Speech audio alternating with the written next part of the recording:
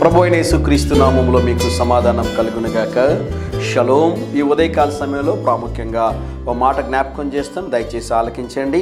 మనము ఈ 2 నిమిషాల సందేశం రికార్డ్ చేసిన తర్వాత మరి బ్రదర్ ప్రొడక్షన్లో ఏ రోజు ఏ వాక్యాన్ని ఉంచుతారో నాకు బ్రదర్కి ఒక ఉద్దేశం లేదండి. మేము సెలెక్ట్ చేసి రికార్డింగ్స్ అన్నింటినీ కూడా బ్రదర్కి పంపించిన తర్వాత బ్రదర్ వీటన్నిటిని కూడా డిజైన్ చేసి వీటన్నిటిని కూడా బ్రదర్ మరి ప్రిపేర్ చేసి అప్లోడ్ చేస్తుంటారు. కనుక మేము చెప్పదలుచుకున్న ప్రాముఖ్యమైన మాట ఏంటి అంటే, ఏ రోజు మీకు ఏ వాగ్దానము కావాలో దేవుడు నిర్ణయించి మీతో మాట్లాడుతున్నారని దేవుని సేవకుడిగా తెలియజేస్తున్నాను. కానీ మాసంలో నేను కొన్ని జాగ్రత్తలు తీసుకుంటాను. అది ఏంటి అంటే, ఒక ఆశీర్వాదకరమైన వాక్యాన్ని చూస్ చేస్తాను, ఆరోగ్యానికి సంబంధించినటువంటిది, సమస్యలకు సంబంధించినటువంటి ఒక వాగ్దానము, ఇబ్బందులను గుర్చినటువంటి ఒక వాగ్దానము, బలపరచే ఒక వాగ్దానము, ఆశీర్వాదకరమైన ఒక వాగ్దానము, హెచ్చరించేటటువంటి వాగ్దానము, ఇవన్నీ కూడా ఉండేటట్లుగా నేను జాగ్రత్త పడుతూ ఉంటాను. అయితే గమనించండి ప్రియులరా, ప్రతిరోజు దేవుడు మీతో మాట్లాడుతున్నాడని మీరు దయతో జ్ఞాపకం చేసుకోవాలని మరొక్కసారి మీకు మనవి చేస్తున్నాను. ఎప్పుడు ఆశీర్వాదాలు దీవెనలు మాత్రమే కాదండి. కొన్నిసార్లు దేవుడు హెచ్చరిస్తూ ఉంటాడు, దేవుడు బలపరుస్తూ ఉంటాడు, దేవుడు గర్దిస్తూ ఉంటాడు, దేవుడు కొన్నిసార్లు హెచ్చరిస్తూ ఉంటాడు. మనము దేవుని యొక్క వాక్యానికి, దేవుని మాటలకి లోబడినప్పుడు అన్ని రకాలుగా మనము ఆశీర్వదించబడతాము.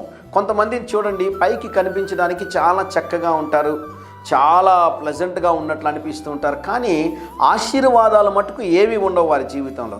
పైకి ఏమో భక్తిగా ఉన్నటువంటి వారుగా ఉంటారండి. మనం చూడడానికి వీరు మంచివారే, వీరు చాలా భక్తిగా ఉన్నారే, మరి వీళ్ళకి ఎందుకు ఈ సమస్యలు, వీరికి ఎందుకు ఈ ఇబ్బందులు, వీరికి ఎందుకు ఈ పోరాటాలు అనుకుంటాం. కానీ మనుష్యులు చూసినట్లుగా దేవుడు చూడడు గనకనే.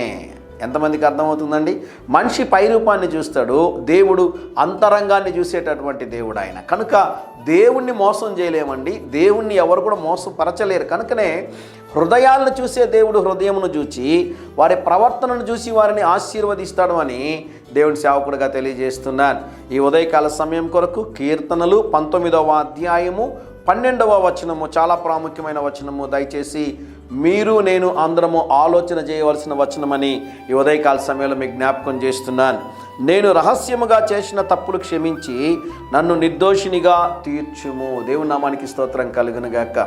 ఇది మనం ప్రార్థన చేయాలి. ప్రభువా, మీకును తండ్రికి నీ పరిశుద్ధాత్మకు విరోధముగా రహస్యముగా ఎవ్వరికీ తెలియకుండా నేను చేసిన పాపాలని క్షమించండి ప్రభువా. నీ సిలువ రక్తము చేత నన్ను కడగండి ప్రభువా.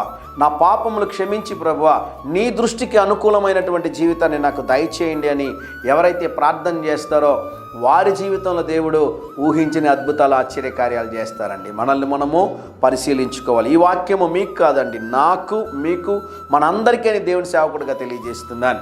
ధైర్యంగా ఈ దినాన్ని ఎదుర్కోండి. దేవుని సన్నిధి మీకు తోడుగా వచ్చునుగాక. ప్రియ పరలోకపు తండ్రి, ఈ దినం మీరు మాకు ఇచ్చినటువంటి శ్రేష్టమైన వాగ్దానము కొరకు స్తోత్రం ప్రభువా. మమ్మల్ని హెచ్చరించినందుకు స్తోత్రం ప్రభువా. సరిచేసుకోవడానికి సహాయము చేయమని, మరొక అవకాశమును మాకు దయచేయమని యేసు నామములో ప్రార్థిస్తున్నాము తండ్రి. Amen, amen.